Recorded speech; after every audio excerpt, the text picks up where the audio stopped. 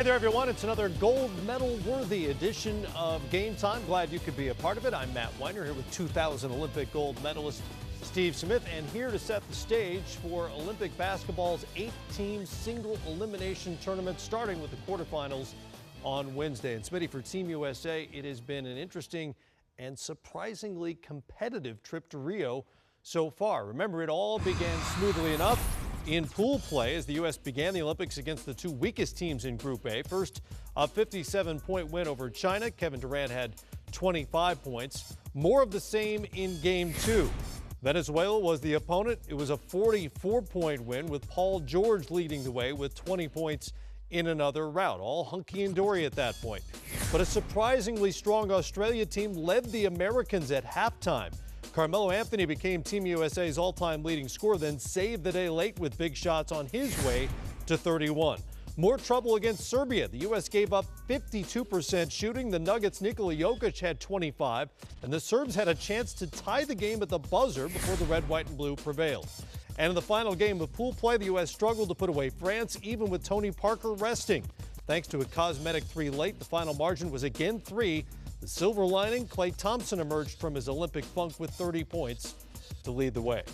On balance, the numbers are good, if not great, compared to other U.S. Olympic teams. Maybe the rest of the world has caught up that much more. Then again, as Mike Krzyzewski points out, in the Olympics, the U.S. has to adjust to their game.